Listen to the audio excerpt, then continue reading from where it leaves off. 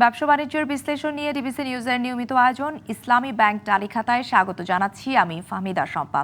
ইউরোপের করোনা আবার বাড়লেও কমছে মধ্যপ্রাচ্য এবং এশিয়ার কয়েকটি দেশে, আর তাই এসব দেশে শ্রমবাজার উন্মুক্ত হতে যাচ্ছে বাংলাদেশের জনশক্তির জন্য। এমনকি করোনার আগে থেকে বন্ধ থাকা মালয়েশিয়ার শ্রমবাজারও উন্মুক্ত হতে পারে বাংলাদেশিদের জন্য। আগামী ডিসেম্বরে এই ব্যাপারে দুদেশের মধ্যে সমঝোতা চুক্তির আভাস পাওয়া গেছে। আর এসব নিয়েই আমাদের আজকের আলোচনা হবে।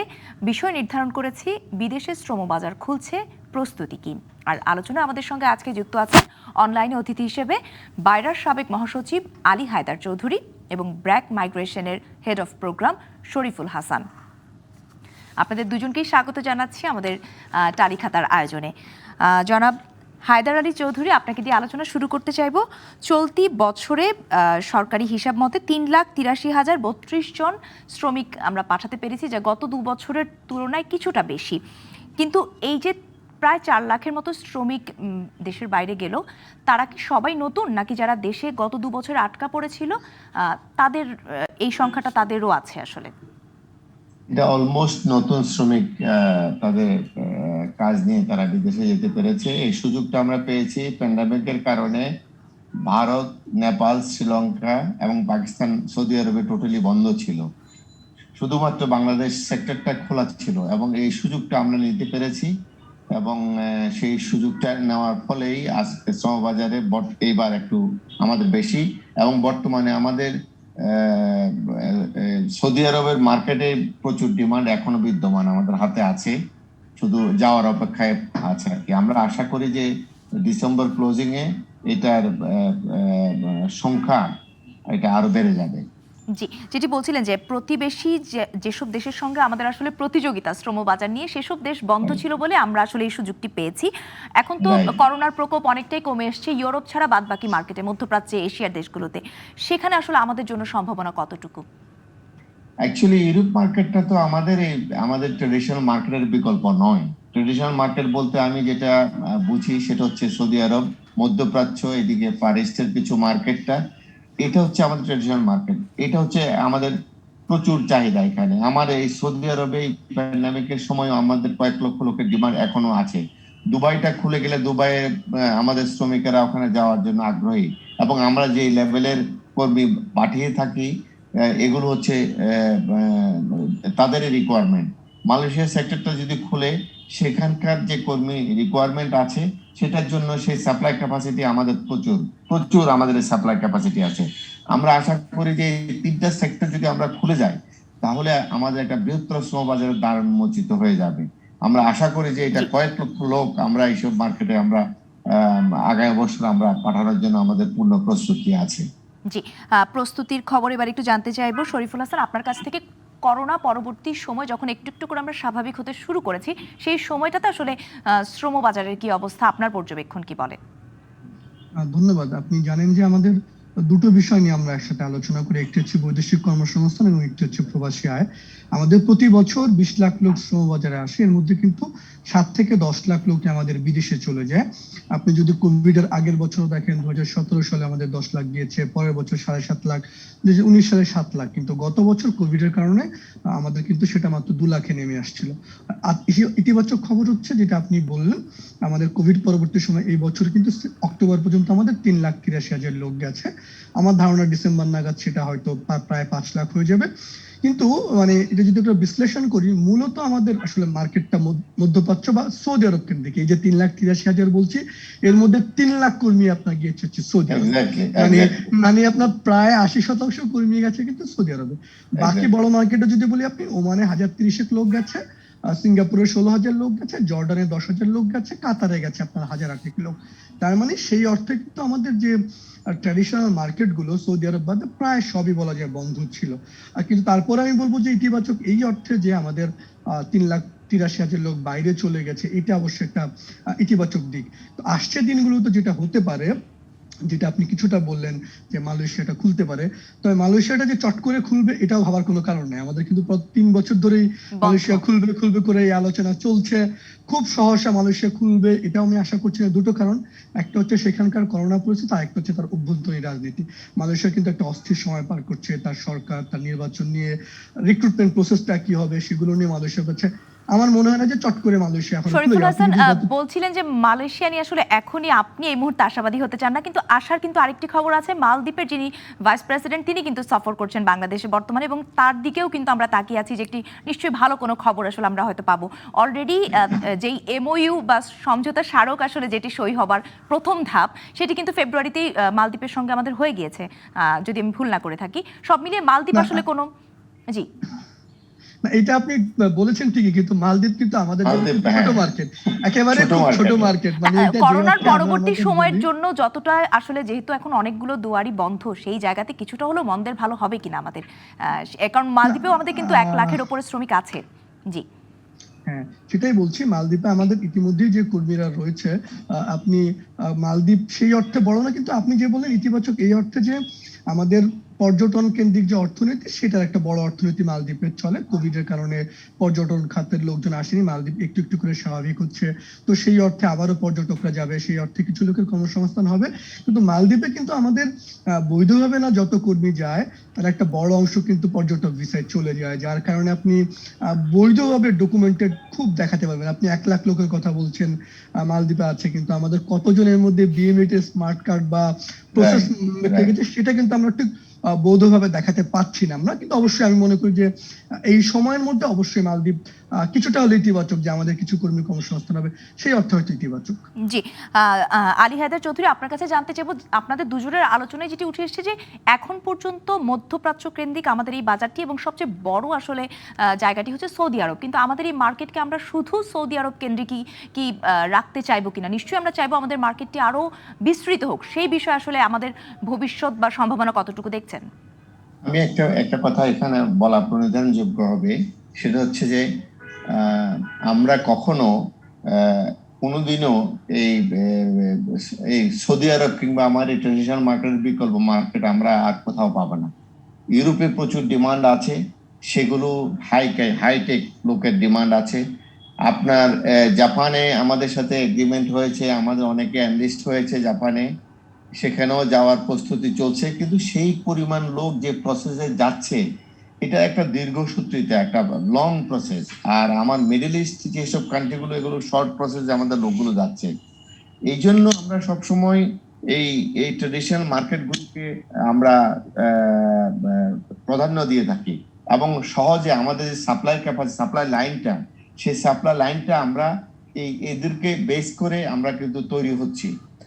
আর ইউরোপকে বেস করে যে রোমানিয়া, মাল্টা কিংবা এই পোল্যান্ড, এগুলোর ছোট ছোট ডিমান্ড আমাদের আসতেছে, এগুলো হাইটেকের লোক নিচ্ছে, 6G আপনার ওয়েল্ডার নিচ্ছে, এগুলো খুব কম সংখ্যক। এটা কিন্তু আমার যে একটু আগে শরীফুল হাসান যেটা বলেছেন যে আমার প্রতি বছর জব মার্কেটে আমাদের 20 থেকে 22 লক্ষ লোক ইন করে, সেটা কিন্তু এটার কিন্তু কোন রকমের কাজে আসবে না। আমার এই 20-22 লক্ষ লোক যে জব মার্কেট ইন করে, তাকে যদি আমি কর্মমুখী করতে হয়, তাহলে আমার এই ট্রেডিশনাল মার্কেটের বিকল্প মার্কেট এখনো ইউরোপ কিংবা অন্য কোনো দেশ খোলার পরেও আমরা সেটা করতে পারবো না। আপনি দেখেন এই আমাদের এই শ্রমবাজার তৈরি হওয়ার পর থেকে এই পর্যন্ত সবচেয়ে লার্জেস্ট মার্কেট হচ্ছে সৌদি আরব। শুরু থেকে টিল টুডে এটা লার্জেস্ট মার্কেট সৌদি আরব। জি এই জায়গাটিতে শরীফ হাসান আপনার কাছে একটু জানতে চাইবো যে এই যে বলছিলেন যে সৌদি আরবের বিকল্প এখন পর্যন্ত এত বড় মার্কেট আমাদের আসলে হাতে নেই, সেটির কারণটা কি? আমাদের শ্রমিকরা আসলে খুব সহজে, যেটি বলছিলেন যে খুব শর্ট প্রসেসের মধ্যে, তার মানে অদক্ষ হলেও চলবে বা অল্প একটু প্রশিক্ষণ দিয়ে পাঠিয়ে দেওয়া যায়, যেটি আসলে ইউরোপে সম্ভব না। এটাই কি আসলে মূল কারণ বাজার ধরতে না পারার, বাইরের বাজারগুলো? না, সেটার একটা ল্যাঙ্গুয়েজের একটা প্রবলেম আছে। আপনার কাছে আবারও ফিরবো জনাব শরীফুল হাসান, আপনি যদি এই বিষয়ে একটু বলতেন। না, প্রথমত যেটা আপনি বললেন, আমরা অনেক সময় আসলে রাজনৈতিক কারণে অনেক সময় আমরা বলার জন্য বলি যে আমাদের 170টা দেশের লোক যায়, আমাদের সব কর্মী, তো বাস্তবতা হচ্ছে এটা আমি একেবারে কাগজে কলমে হিসাব করে দেখেছিলাম, আমাদের মূলত শ্রমবাজার থেকে 10টা মার্কেট, পুরোটাই সৌদি আরব বলা যাবে না। সৌদি আরবে আমাদের লাখ 20 লোক আছে। এরপর আমাদের সংযুক্ত আরব আমিরাত, কুয়েত, ওমান, কাতার, বাহরাইন, এদিকে সিঙ্গাপুর, মালয়েশিয়া, মোটামুটি আমাদের 8 থেকে 10টা মার্কেট আছে। কিন্তু যেটা আপনি বলছেন যে আমরা যদি এখন বলি যে এই 8-10টার বাইরে আসলে আমাদের প্রস্তুতিটা কি, তাহলে সেই ক্ষেত্রে আপনি আসলে ঠিকই বলেছেন যে দক্ষতা। আমরা যদি বলি যে এই মুহূর্তে আমাদের যত লোক বিদেশ যায় তার মধ্যে মাত্র 2%-এরও কম, 1.994, মানে 2%-এরও কম লোক হচ্ছে আমাদের প্রফেশনাল, মানে ডাক্তার, ইঞ্জিনিয়ার বা এরকম দক্ষ লোক, খুব প্রফেশনাল লোকজন যায়। একেবারে 50%-এর মতো লোক আমাদের কিন্তু অদক্ষ, তারা আসলে কোনো কাজকর্ম না জেনেই এটা আসলে সে ঠিক করে বিদেশ যাবে, তারপরে সে ঘুরতে থাকে। এটা আমি খুব সহজ করে উদাহরণ দিয়ে অনেক সময় বলি যে গ্রামের মধ্যে একটু অনেক সময় কেউ মানসিক ভাবে কোনো ছেলে অসুস্থ থাকলে বাবা মা বলে ওকে বিয়ে করায় দাও, কিন্তু বিয়ে করায় দিলে যে সুস্থ হবে তাকে ডাক্তার দেখানোর দরকার নেই। এটা অনেক কাছে কোনো কাজ জানে না, তাকে বিদেশ পাঠায় দাও, কিন্তু জিনিসটা এমন হওয়ার কথা ছিল না। হওয়ার কথা ছিল যে আপনি কোনো একটা কাজ শিখছেন, কনস্ট্রাকশন, ড্রাইভিং, তারপরে আপনি বিদেশ যাচ্ছেন। এই জায়গায় আমাদের জাতিগতভাবে অনীহা আছে। জি, আপনি যদি এই জায়গাগুলোতে আসলে কি কি আমাদের করবার আছে? কারণ করোনার পরবর্তীতে তো বিশ্ব আসলে নতুন একটি অভিজ্ঞতা নিয়ে সামনে এগিয়ে যাবে, আমাদেরও তাদের সঙ্গে সঙ্গে চলতে হবে। কি করে তাদের সঙ্গে তাল মেলানো যাবে সেই বিষয়ে পরামর্শ শুনবো আপনাদের কাছ থেকে একটি বিরতি থেকে ঘুরে এসে। ব্যবসা বাণিজ্য বিশ্লেষণ নিয়ে ডিবিসি নিউজের নিয়মিত আয়োজন ইসলামী ব্যাংক তালিখাতায় নিচ্ছে একটি বিরতি, সঙ্গেই থাকুন। স্বাগত আরও একবার ব্যবসা বাণিজ্য বিশ্লেষণ নিয়ে ডিবিসি নিউজের নিয়মিত আয়োজন ইসলামী ব্যাংক তালিখাতায়। আমরা আজ আলোচনা করছি বিদেশের শ্রম বাজার খুলছে, প্রস্তুতি কি, এই বিষয় নিয়ে। আর সঙ্গে আছেন আলোচনায় যুক্ত বায়রার সাবেক মহাসচিব আলী হায়দার চৌধুরী এবং ব্র্যাক মাইগ্রেশনের head of program Shariful Hasan. Shariful Hasan, যেটি বলছিলাম যে করোনা পরবর্তী সময়ে বিশ্ব তো পরিবর্তন হচ্ছে, পাশাপাশি আমাদের কিছু প্রতিদ্বন্দ্বী দেশও আছে যারাও আমাদের পাশাপাশি শ্রমবাজারে লোক পাঠিয়ে থাকে। সবকিছু মিলিয়ে আমাদের সামনের প্রস্তুতিটা কি হবে? আমি ধন্যবাদ। আমার কাছে মনে হয় এটা ভালো করেছেন, সবসময় তার সমস্যা নিয়ে আলোচনা করলে। সমাধানের কথা যদি বলি তাহলে আমি প্রথমত বলবো তো জাতিগতভাবে আমাদের মানসিকতাটা পরিবর্তন করতে হবে। আমরা সবসময় বিশ্ববিদ্যালয়ের সনদের দিকে ছুটছি, দক্ষতা আছে, আমাদেরকে সার্টিফিকেট থাকতে হবে। আপনি ঢাকা শহরে একজন যে এসির কাজ করে ছেলেটা, তার মাসে কিন্তু 70 থেকে 80 হাজার টাকা আয়। আমি মনে করি জাতিগতভাবে আমাদের দক্ষতা তৈরির দিকে নজর দিতে হবে। আমরা বছরে 10 লাখ অদক্ষ লোক পাঠানোর চেয়ে যে যাচ্ছে তাকে স্কিল করে পাঠানোর দিকে আসলে আমাদের নজর দিতে হবে। এবং এটা বললাম আর হয়ে যাবে তা না, আমি মনে করি কিছুটা বাধ্যও করা যায় কিনা, ম্যান্ডেটরিও করা যায় কিনা। এসএসসির পর আপনি 3 মাসের সময় থাকে, তখন কোনো একটা ভোকেশনাল ট্রেনিং এর জন্য তাকে সার্টিফাইড করা, এইচএসসির পর একটা সময় করা, বা বিশ্ববিদ্যালয়ের বা কলেজে পড়ার সময় এটাকে করা। একটা জাতিগতভাবে আমাদের প্রচারণা চালাতে হবে এবং কিছুটা বাধ্য করতে হবে। শরীফুল হাসান, এখানে একটু বলে রাখতে চাই যে জনশক্তি ব্যুরো অধীনে অনেকগুলো ট্রেডে কিন্তু প্রশিক্ষণ নেওয়া যায়, সেটা কি আসলে পর্যাপ্ত? আমরা যে দক্ষ জনশক্তি পাঠাবার স্বপ্ন দেখছি শ্রমবাজারে, নাকি যেটি আপনি পরামর্শ দিচ্ছিলেন সেই জায়গাতে একেবারে দীর্ঘমেয়াদী পরিকল্পনা নিয়ে এগোতে হবে? না, এটা দীর্ঘমেয়াদী পরিকল্পনা নিতে হবে, কারণ আমাদের কিন্তু ট্রেনিং সেন্টার কম বেশি আছে, কিন্তু আপনি যেভাবে মানুষের যাওয়ার কথা সে যায় না। কাজে প্রথমত আমি মানসিকতা পরিবর্তনটা আমাদের প্রথমত জরুরি। দ্বিতীয়ত যদি আপনি ট্রেনিং সেন্টার গুলো কথা বলেন, আমরা একটা ভবন তৈরি, তার উদ্বোধনের প্রস্তর কে করেছে সেটার দিকে যত নজর দেই, তার ভেতরে যে কোয়ালিটি ট্রেনিংটা কি হচ্ছে বা তারা কতটুকু কাজ পাচ্ছে সেদিকে নজর দেই না। কাজে সেইটুকু একটা জবাবদিহিতা তৈরি করা যায়। একটা ট্রেনিং সেন্টার কোটি টাকা দিয়ে করছি, তারা কত লোক তৈরি করছে, কতজন তাদের মধ্যে কর্মসংস্থান হচ্ছে। এবং তৃতীয়টা আমি মনে করি জরুরি হচ্ছে কোভিড পরবর্তী সময়ের জন্য। এই মুহূর্তে কিন্তু কোভিড এর আগে 2 বছর আগে যে ধরনের চাহিদা ছিল আজকে কিন্তু অনেকটা বদলে গেছে। এই মুহূর্তে কৃষি শ্রমিক, আপনার প্রযুক্তি খাতের লোক, medical technologist, care giver, nurse, সারা পৃথিবীভাবে কিন্তু তাদের চাহিদা বেড়ে গেছে। আর পাশাপাশি আমরা যেটা ফোর্থ ইন্ডাস্ট্রিয়াল রেভলিউশনের কথা বলছিলাম, প্রযুক্তি চলে আসবে। দেখেন, এতদিন পর্যন্ত আমরা যে কর্মী পাঠাতাম আমরা বলতাম কেন সৌদি আরব বা মধ্যপ্রাচ্য, কারণ 3D, ডার্টি, ডেঞ্জারাস, ডিফিকাল্ট, সেই কাজ করতো। সামনের দিনগুলোতে যখন প্রযুক্তি চলে আসবে, দক্ষ লোকের জায়গা তৈরি হবে, সেই জায়গার জন্য কিন্তু আমাদের এখনই প্রস্তুতি নিতে হবে, কারণ কোভিড এটাকে আরো ত্বরান্বিত করেছে। কাজেই সেইভাবে কর্মী তৈরি করে আমার যদি বছরে 1 লাখ দক্ষ কর্মী পাঠাতে পারি, তারা 10 লাখের সমপরিমাণ রেমিটেন্স পাঠাবে। কাজে আমি মনে করি সেই জায়গার প্রস্তুতিটা নেওয়া, আগামী 5-10 বছর পর কোন দেশে কোন ধরনের কর্মী লাগবে সেই অনুযায়ী ট্রেনিংটা প্রস্তুত করা, এবং পুরো জাতিকে একসাথে যদি আমরা কাজ করতে পারি তাহলে আমি মনে করি আমাদের এই খাতে অনেকটা বেশি অগ্রগতি হবে। জি, আলী হায়দার চৌধুরী, আপনার কাছে জানতে চাইবো, প্রশিক্ষণের তো আসলে কোনো বিকল্প নেই বা দক্ষ কর্মী পাঠানোর কোনো বিকল্প নেই।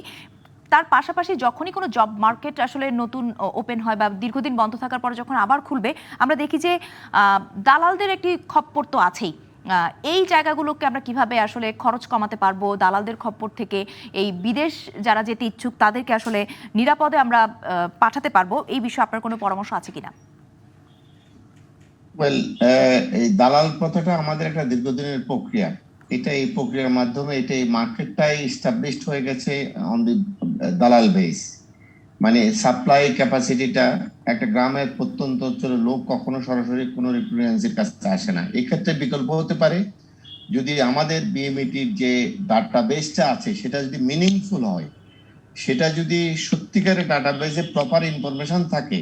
ডাটাবেস বলতে শুধু নাম এন্ট্রি নয়, ডাটা বলতে যে তার প্রফেশনাল ওয়াইজ, তার এক্সপিরিয়েন্স সবকিছু যদি ওখানে ইনফরমেশন থাকে, তাহলে একমাত্র সম্ভব সেই ডাটাবেস থেকে আমরা লোক কালেক্ট করা। আদারওয়াইজ আমাদের এই লোক সংগ্রহ করে আমরা আমাদের নিজস্ব প্রযুক্তির মাধ্যমে, আমাদের নিজস্ব পদ্ধতিতে আমরা তাদেরকে ইন্টারভিউ নিই। আমাদের অনেকেরই এখন ট্রেনিং সেন্টার আছে। সুতরাং আমরা সেখানে তাদেরকে প্রশিক্ষণ দিই, অথবা পেশাব করি, অথবা তাদেরকে ব্রিফিং করি, এগুলো করে থাকি। হ্যাঁ, নিঃসন্দেহে বলা চলে দক্ষতার কোনো বিকল্প নাই। দক্ষ জনশক্তির বিকল্প তৈরি হয়নি। সরকারও এই ব্যাপারে সংবেদনশীল, এবং সংবেদনশীল বলেই এই সেক্টরে অনেক বাজেটও দিয়েছেন, অনেকগুলো অসংখ্য ট্রেনিং সেন্টার করেছে। প্রত্যেক জেলা তো আছেই, অনেক উপজেলাতেও ট্রেনিং সেন্টার দিয়েছেন। তারপরও কেন আমরা দক্ষ শ্রমশক্তির যে পরিসংখ্যানটি শরীফুল হাসান দিয়েছেন 1.94, দ্যাট মিনস 2-এর আসলে নিচে, এটিকে কেন আমরা এই সংখ্যাটি আসলে পরিসংখ্যান বাড়াতে পারছি না? আমি আপনার সাথে একটু সাবলিমেন্ট করছি। শরীফুল হাসান যথার্থ দিয়েছেন। প্রফেশনাল বলতে সে ডাক্তার, ইঞ্জিনিয়ার নয়। এই ট্রেনিং সেন্টার গুলোতে আপনার সেমি স্কিল গুলো ট্রেনিং দেওয়া হয়।